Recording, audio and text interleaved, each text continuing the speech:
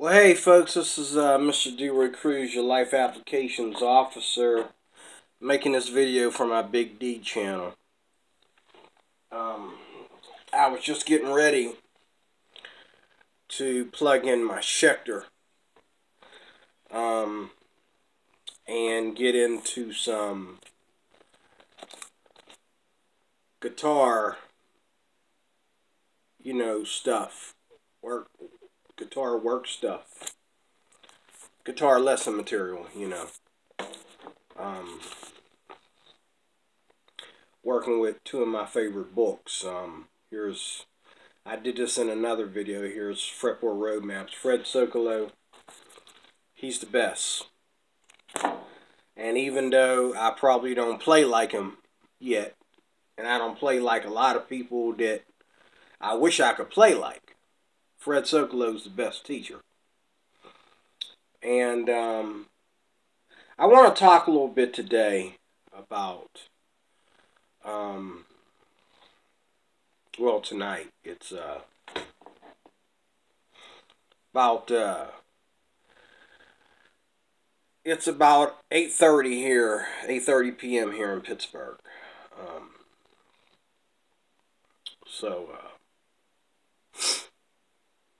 I just got done wiping dust off my guitar and some of my other instruments and so forth. But I want to say something to all the guitar players out there. Here's the number one reason why many of you suck at playing the guitar.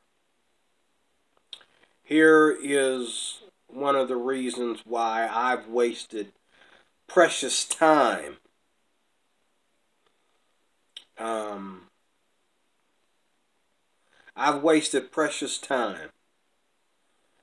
within, part of it's my fault,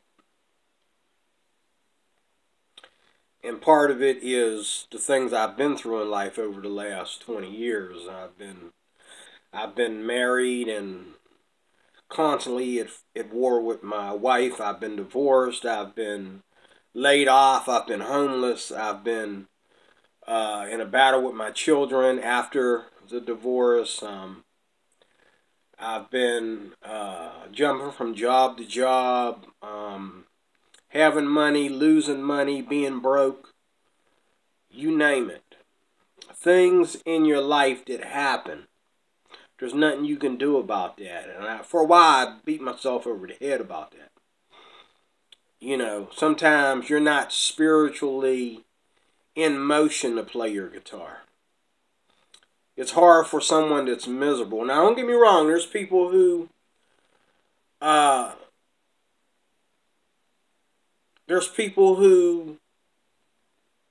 benefit from playing the guitar when, there's a death in the family or their wife is fighting. Now, for me, back when I was married, my guitar was my escape to get away from fighting with my wife. And it was also my escape from all the noise. While the kids were small, all the noise around the house, I'd go shut myself in the room. My wife was downstairs watching TV, and I was up there getting my groove on, if you know what I mean. But things that happened in life after I got divorced really slowed me down. I thought that, hey, I'm going to divorce this woman and I'm going to go out there and be this great, awesome guitar player, and I'm going to be traveling, and I'm going to be in the band, and all these different things. And it never happened. Matter of fact, my wife was the last person I was in a band with. Okay? And I played in church.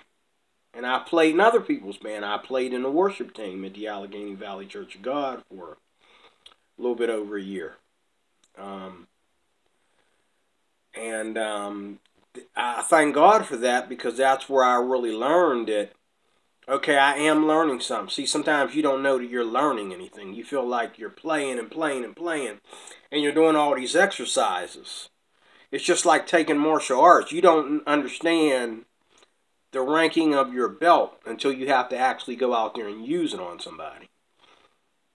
I've been through that too, where, somebody attacked me on the street and I defended myself, and then I realized all them katas and stuff, that I be practicing. People used to tease me. I see you in the mirror working out, man, making sure you got it just right. It's hilarious, man. Yeah, it was hilarious. It also saved my life. Okay, and I did a video for my other channel, and I talked about that very thing. I talked about the difference between MMA and all the hype and jipe and actually knowing how to defend yourself. Nobody has to be a fighter. Actually, being a fighter is more a spiritual situation. But being able to hurt people is not necessary in this world. Being,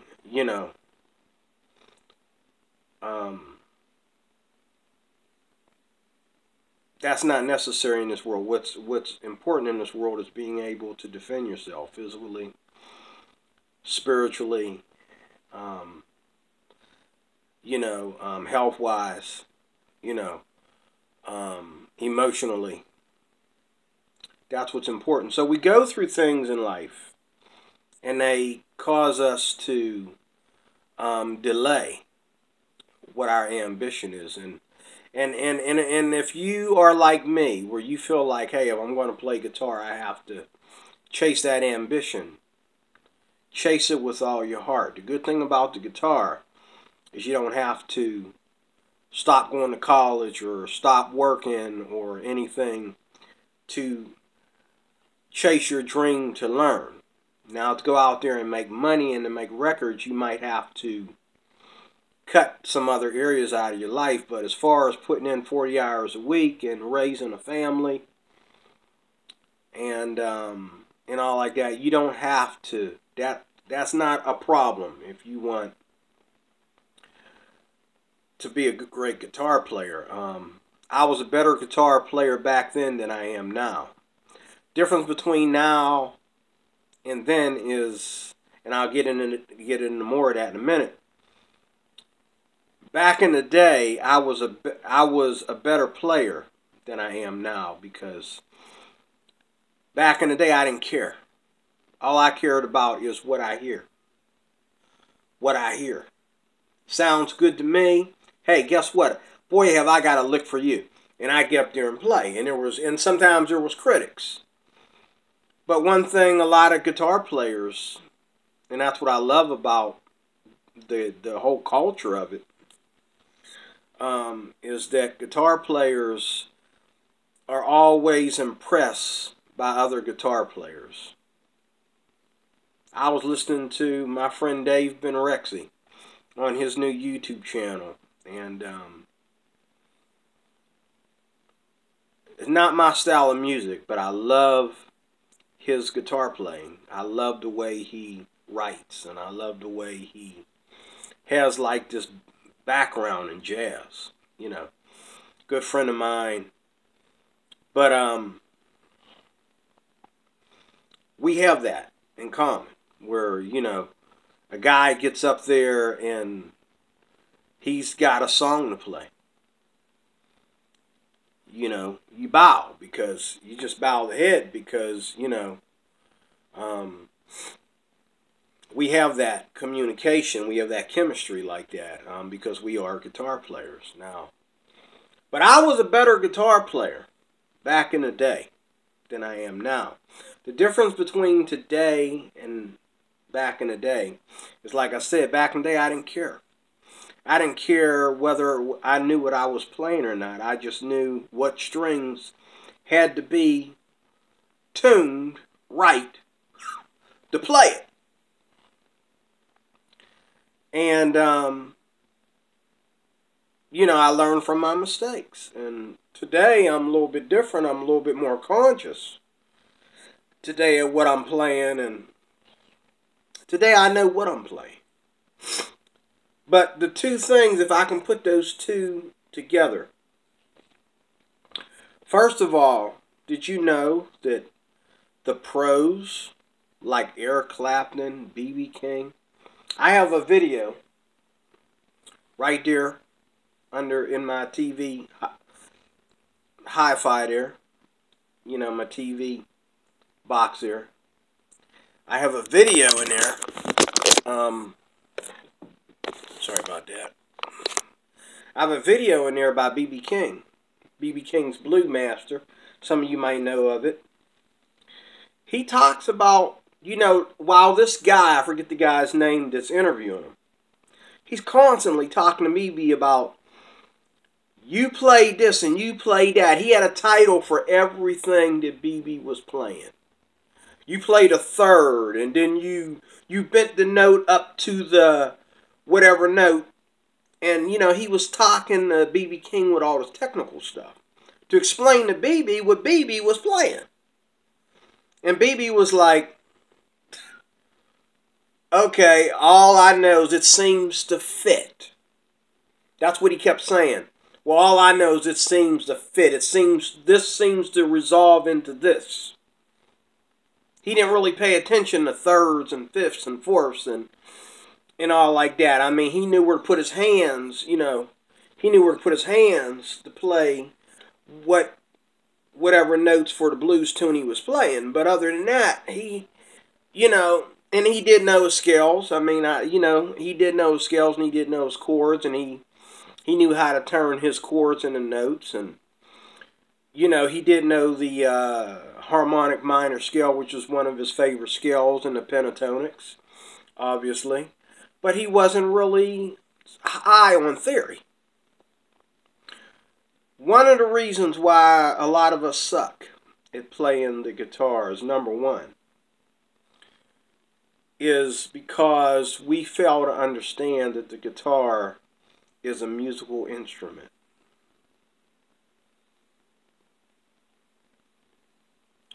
Just like the piano or the electric keyboard. If you're talking about electric guitar, you're talking about the if you're talking about the electric guitar, you're talking about the electronic keyboard. And if you're talking about the acoustic, well, I think a ukulele sounds more like a piano than an acoustic guitar does. You can get more piano solos played better on a ukulele than you can on an acoustic guitar. And I've been working on that. But, one of the reasons why we suck is because we, first of all, we forget that this is a musical instrument. It's not a lick machine. It's not a lick machine. It's not a riff maker. You can play riffs on a piano. You can play licks on a piano. I got friends that had tried to teach me piano back in the day. I found out I liked the electric guitar better, but they taught me how to play some stuff on the piano that you can't play on the guitar. And now I can play stuff on the guitar that you can't play on the piano and the electric keyboard. I can play stuff on a ukulele that you can't play on the piano. When it comes to finger picking and, playing, going back to a note without really going back to it because your hand's already there, and I was listening to Eric Johnson last night, and I was listening to this other young man. Well, Eric Johnson's getting old, but this guy was younger. And he has Eric Johnson hardly ever talks about it, but he obviously has a very good background in jazz. And this young man that I was listening to before him also has a great background in jazz. He knows his chords, and he teaches. I like the way he teaches the electric guitar compared to some of these programs that are all about licks and riffs. Okay? It's not a lick machine, it's not a riff machine. Okay? I mean, if some of you are only interested in, djent or whatever, heavy metal and and all like that. Some people will look down on guitar players that don't play heavy metal. I mean, you know, it's okay if you play the blues and you play softer stuff, but you better know your metal. Or they think that you're not a guitar player because they think that, and I gotta admit, it's kind of like Hawaiians. You know, they push the ukulele to the limit. I think metal mavens, metal heroes, they push the electric guitar to its limit. You haven't really understood what the electric guitar is capable of until you spend some time listening to heavy metal, I admit. And you haven't really spent that much time understanding what a ukulele can do until you spend some time listening to Hawaiian versions of music, because they really push it to its limit. But I want to help you people that are out there. You know, I got out my guitar and I'm getting ready to, this is what I'm getting ready to do. I'm getting ready to schedule myself. I did this probably about 10 years ago. But I'm getting ready to get back into scheduling myself on how I play. And what I'm going to do is I'm not going to pressure myself and really give myself a time limit on playing. What I'm going to do is I'm going to hold a booklet. And I'm going to put dates in that booklet. And I'm going to make sure I learn chords. I'm going to learn scales, songs, okay, chords, scales, songs, okay, and exercises. Chords, scales, songs, and you could say technique or exercises. Chords, scales, songs, and exercises / techniques. Okay, that's what I'm going to schedule myself on. I'm going to keep a book. I'm going to put dates in that book, and I'm going to make sure that I try to at least, you know, no less than 3 times a week.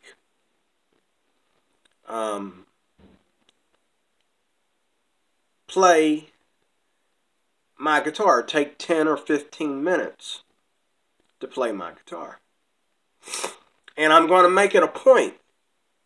Get this. I'm going to make it a point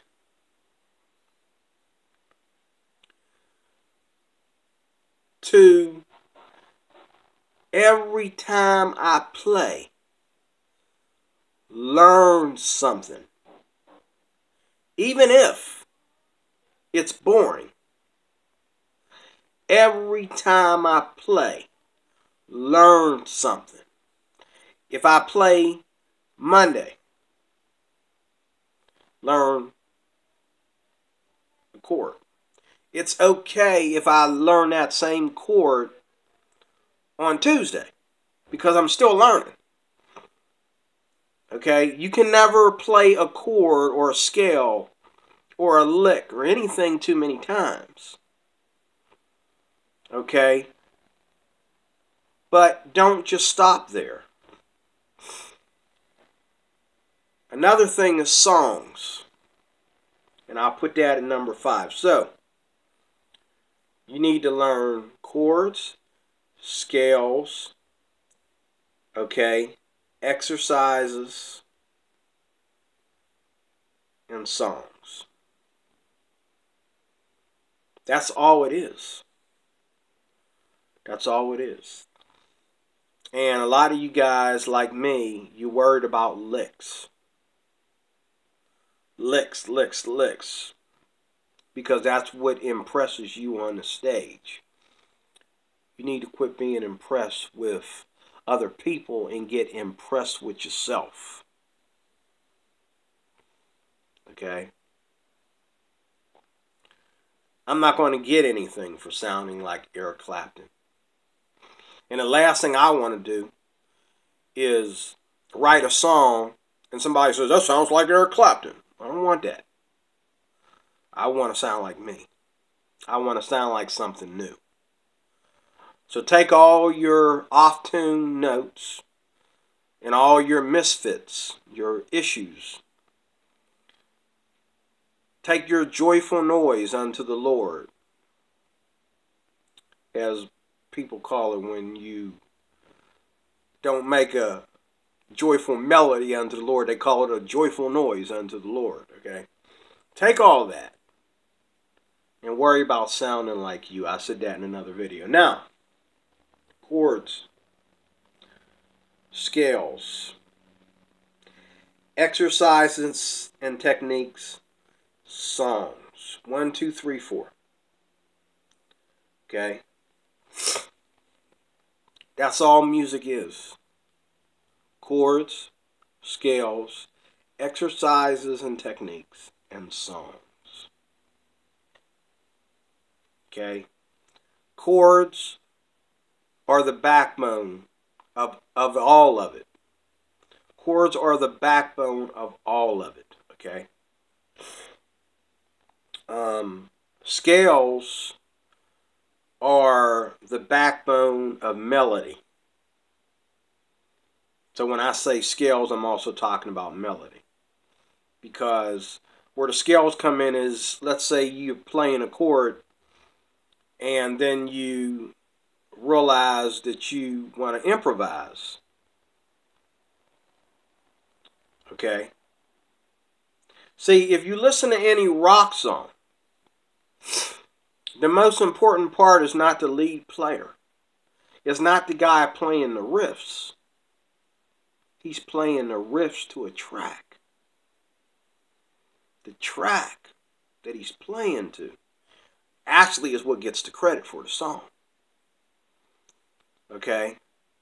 And I've learned this being in the worship team, that I have to listen to the music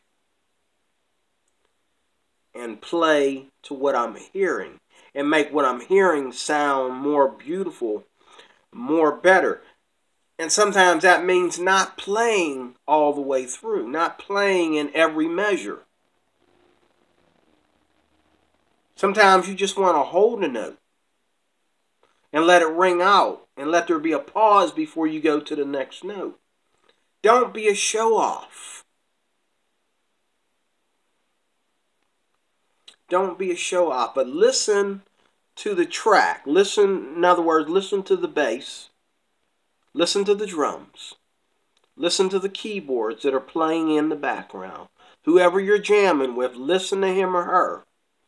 And then you try to make what they're dishing out sound more beautiful or pretty or better. I've seen some of these kids,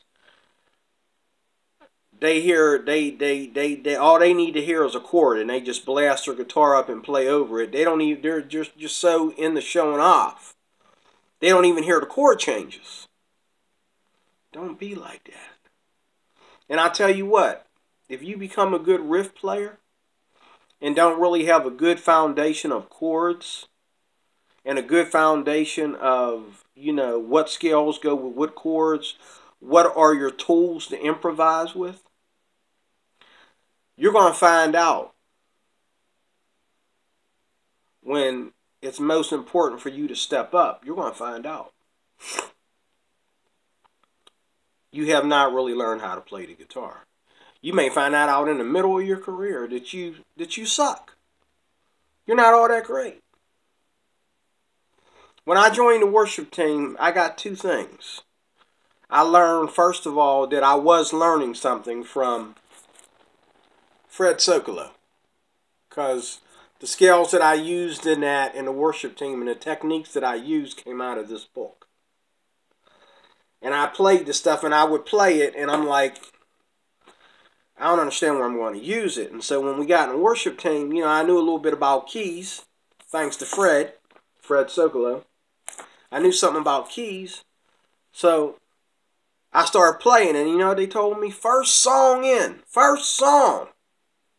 They told me, I think you found your career. I think you found your spot. This is where you're supposed to be, right here in this worship team. That's what they told me. But the other thing is, while I was in the worship team, I got ahead of myself. And my pastor was like, you know, calm down. Listen. I got so excited about, me being able to play a riff and play a lick that I forgot how to play soft improvisations for soft songs and thick improvisations for heavier songs, because I was so busy into me instead of the heart of the whole team, instead of the heart of the whole band. Okay? And they're not going to tell you that in these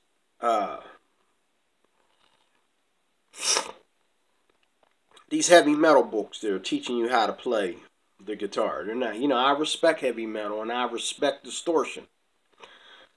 But just like Eric Johnson and this other guy I was listening to yesterday, it all starts with the chords. And I wish I wrote the guy's name down. But I put him in my playlist. So if you go to my playlist on my channel, you'll see him in there somewhere. But it starts with the chords.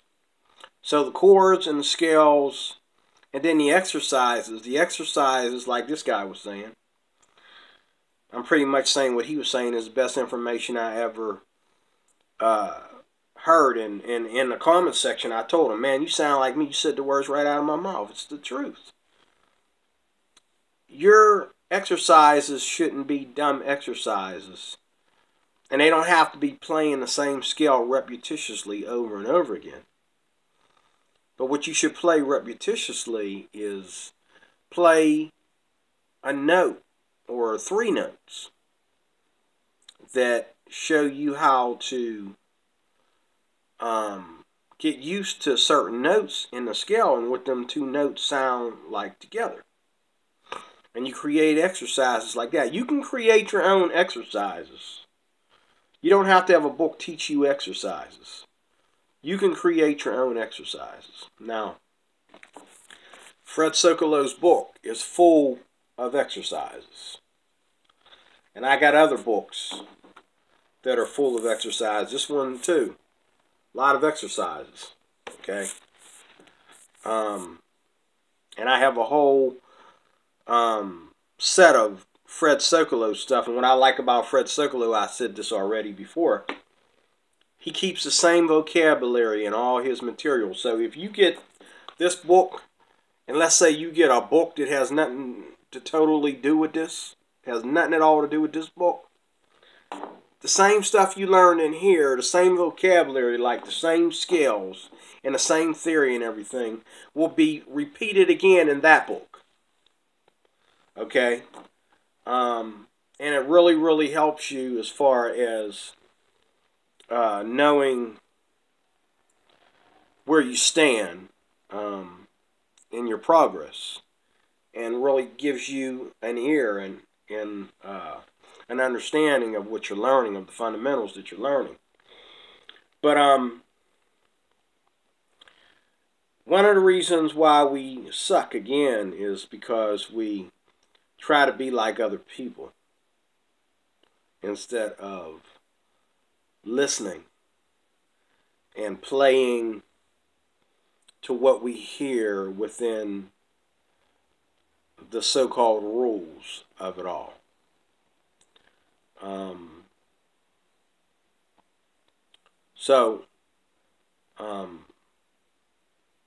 Again, that's just one of the things.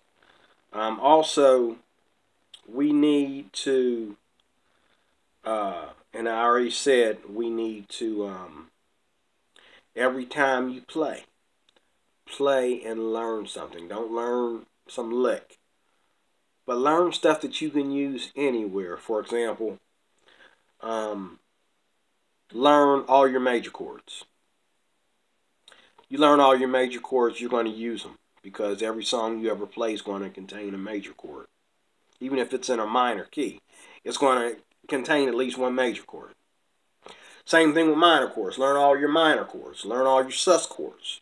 Learn your passing chords. Learn all your chords and their passing cousins. Okay? They give you a complete sound of rhythm. And then do the same thing with the scales, and learn songs. Number 4. Learn songs. Like, if you play Amazing Grace, something simple like that.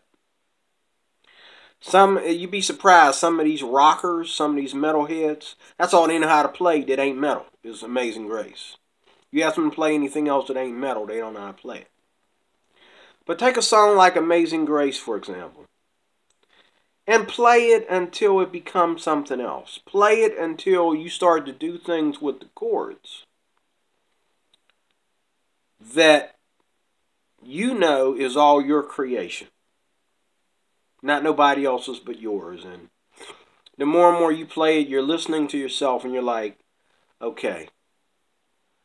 You know, you're starting to understand now it's in here. It's in your hand. Your hand and your brain are coming together. And you're creating your own genre, your own virtuoseness. And when you play, you have your own strumming technique.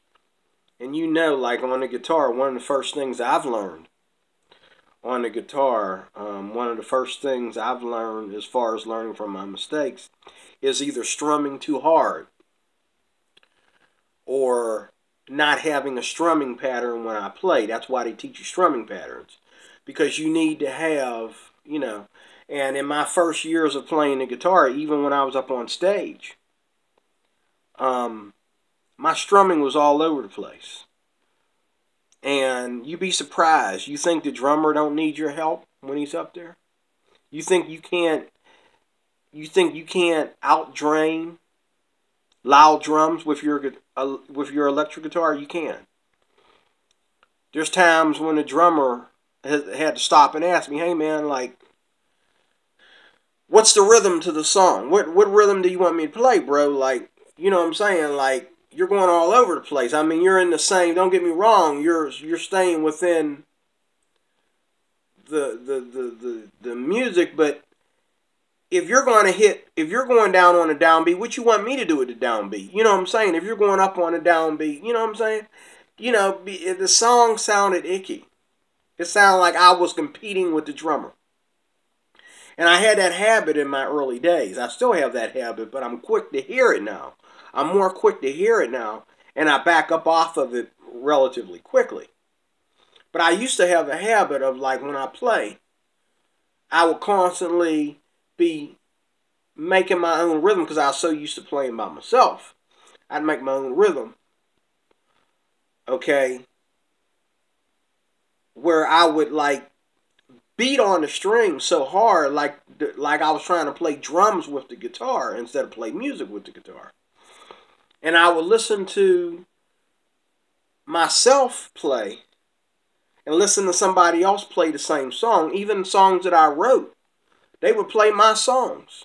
And it was like they had a more softer version of the strum. And I was afraid, like, you know, I was afraid that if I don't, bam, you know, come down on the strings hard and, you know, really dig into the strings when I'm strumming, instead of, you know, nice and up and down, I was just bam, bam, bam, bam, you know, nice and soft, up and down. If you need to get louder, just turn the guitar up a little bit. You don't have to go so hard on the, you know what I mean? And there's always this simple up and down strum, okay? Simple up and down strum, where your pick is lightly, just lightly hitting the strings, you know. Just a simple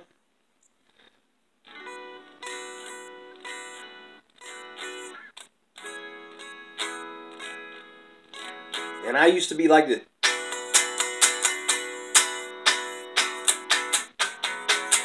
You know, but now, you know, if I'm playing with somebody that's playing drums and someone that's playing bass, I want to hear them. So it's like,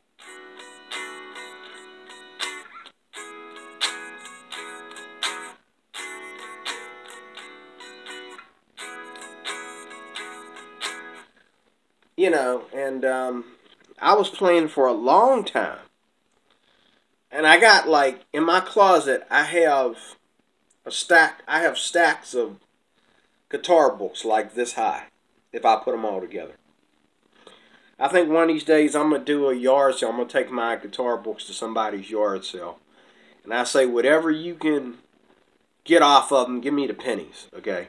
I got too many guitar books. And the only ones that I've really learned anything off are basically Fred Sokolow.